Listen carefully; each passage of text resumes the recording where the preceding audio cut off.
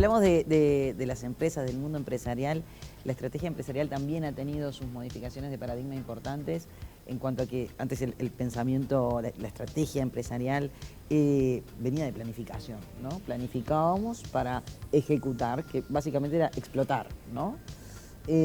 Aparece el territorio de la innovación como ese lugar para explorar y que en general no tenemos tiempo para estar mirando el futuro, o sea, no está en la agenda. Entonces, sí hay una tendencia creciente a poner en la agenda el futuro, básicamente, poner el futuro en la agenda del presente y decir, bueno, mientras hago todo lo que tengo que hacer en mi día a día, a su vez tengo que estar pensando en qué va a pasar en mi sector en 5 años, que si no lo pienso hoy, posiblemente quizás no exista, y eso me genera una necesidad de aprendizaje, ¿no? Entonces pasamos del strategic planning al strategic learning.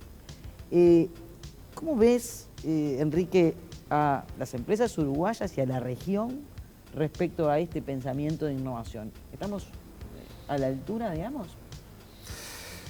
Estamos mal. En realidad, lo que está pasando, y quedó demostrado un poco con este fenómeno exponencial de la pandemia, en el cual vemos que tuvieron que reaccionar tarde y mal. Entonces, cuando te falta esa capacidad de aprender a aprender, de organizaciones que aprenden, es cuando quedas en evidencia, o sea, pasa lo que pasó, quedas en evidencia de que tuviste que correrla de atrás, y correr de atrás, algo que va muy rápido, es muy difícil.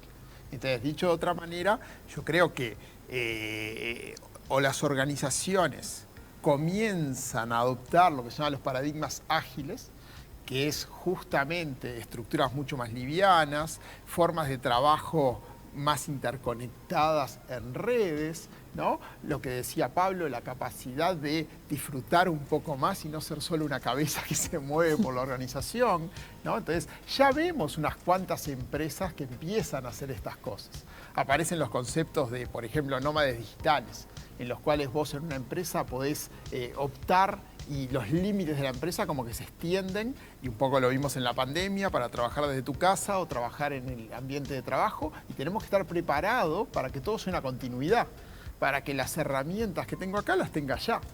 Entonces, todos esos cambios implican cambios, tú decías, en cómo armo mi estrategia.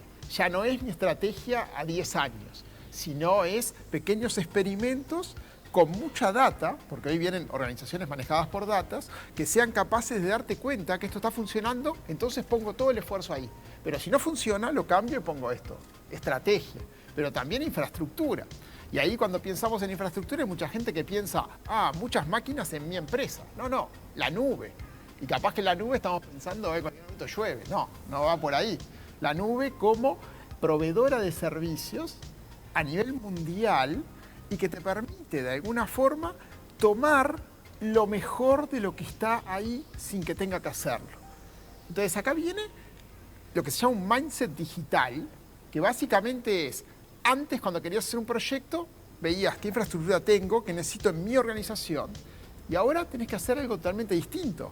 Tenés que saber qué tendencias hay, como decía Pablo, lo cual implica tener algún mecanismo de estar censando lo que está pasando, y a partir de ahí, tomar lo que ya está y construir ahí arriba. Y así podemos seguir en cada una de las dimensiones. ¿Cómo reclutás a tu gente? ¿Dónde la reclutás? ¿Cómo la involucrás? ¿Cómo haces para que esté motivada? Entonces, es un cambio muy grande. Yo insisto que en realidad, entre tanto cambio tecnológico, tanta transformación que hablamos, y un poco escuchándolos, me lo confirma, y es que la transformación empresarial es cada vez más cultural. O sea, es la cultura la que verdaderamente empuja otros cambios significativos. Y cuando hablas de la pandemia y hablas del disfrute del trabajo, pensando en la comunicación en la organización, que la comunicación interna particularmente es un área olvidada en las empresas y que quedó muy en evidencia en la pandemia cuando tuvieron que mandar a todo el mundo a su casa, que si ese sentido de pertenencia, ese disfrute, ese análisis de digamos, el mapeo personal de las empresas no estaba hecho antes, les fue muy difícil sobrevivir y navegar en estas aguas tan inciertas. Bueno, es donde empiezo a pensar que el futuro va de líderes de habilidades blandas, nada, que creo que tienen mucho para aportar en este momento y en esta época.